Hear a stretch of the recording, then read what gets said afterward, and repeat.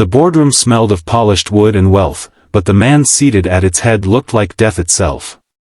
Victor Hale, once a name whispered with reverence on Wall Street, sat hunched in his leather chair, his skin pale, his frame weakened. Doctors had told him his cancer was treatable if he agreed to start therapy immediately. But Victor refused. Not one injection. Not one pill. He was tired. He had lived his life making deals, building empires, crushing rivals. And now, at 61, he wanted to slip away on his own terms. He didn't believe in second chances. That was until she walked into his life. Dr. Emily Carter wasn't just any physician. At 32, she was already recognized for her brilliance, but also for her stubborn compassion. She didn't see bank accounts or power suits, she saw patients, fragile humans clinging to hope, even when they themselves had given up. The first time she met Victor, he waved her away. "I don't need another doctor telling me what I already know," he growled. But Emily didn't flinch. "And I don't need another millionaire acting like dying is bravery," she shot back. Victor's sharp eyes, dulled by illness, widened. No one spoke to him like that. Over the next week, Emily kept showing up. Not as a doctor delivering charts and prescriptions, but as a person. She sat by his bedside late at night, bringing stories about her patients who had fought and lived. She told him about a little boy with leukemia who had wanted to give up, until one stranger donated the exact bone marrow match he needed. About a mother who stayed alive 2 extra years just to see her daughter graduate. Victor pretended not to care, but secretly he listened. One evening, Emily arrived looking different, her lab coat off, her face tired but determined. She carried a letter. "This is my resignation," she said firmly. Victor frowned. "Why?" "Because the hospital board told me to stop wasting time on you. They said you're a lost cause. But I don't care about protocols. I care about saving lives. Your life." Victor's throat tightened. Nobody risked their career for him, not his business partners, not even his estranged family. And yet, this young doctor, who owed him nothing, was ready to throw everything away just to give him a fighting chance. For the first time in years, Victor felt something stir inside him. Hope. He stared at Emily and whispered, "What if I don't deserve saving?" Emily leaned forward, her voice gentle but firm. "Deserving has nothing to do with it. You're human. And every human life is worth saving, if they let someone try." Something broke in Victor that night, not his pride, but the heavy armor he had carried for decades. He agreed to treatment. The journey wasn't easy. Chemotherapy was brutal. There were nights he begged to quit, nights he cursed Emily's name.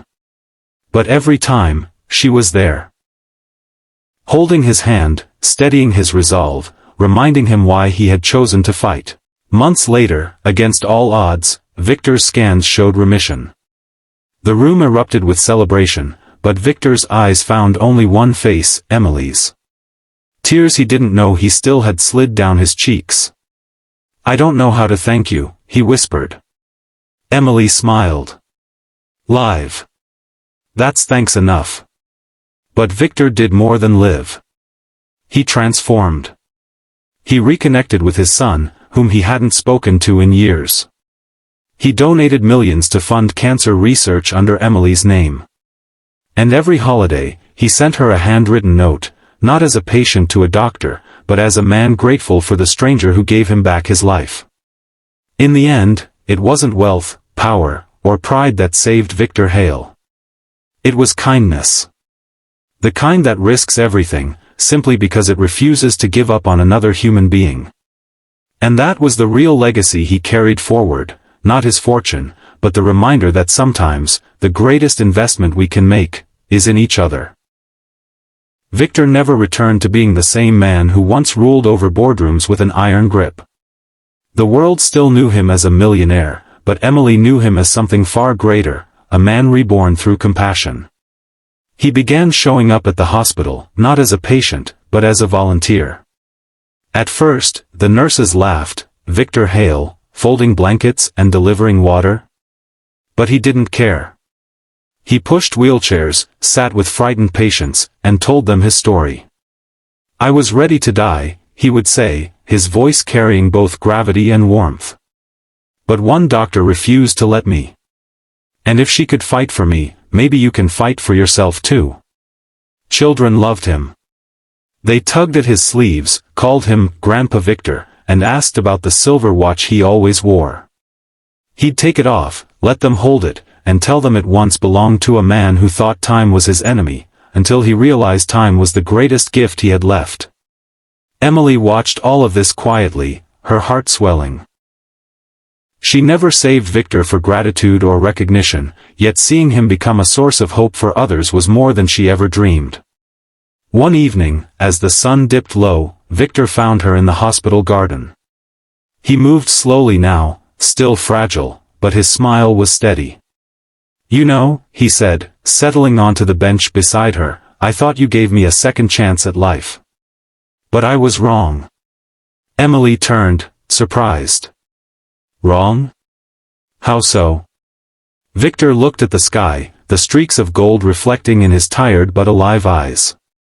"You didn't give me a second chance at life, you gave me a first chance at living. Really living. I never knew what that felt like until now." Her throat tightened, and for a moment, neither spoke. The silence wasn't heavy, it was peaceful, full of unspoken gratitude. And from then on, Victor carried that lesson wherever he went. Not in speeches or headlines, but in the quiet way he showed up for people, ordinary, everyday moments stitched together by kindness. Because in the end, it wasn't the millions.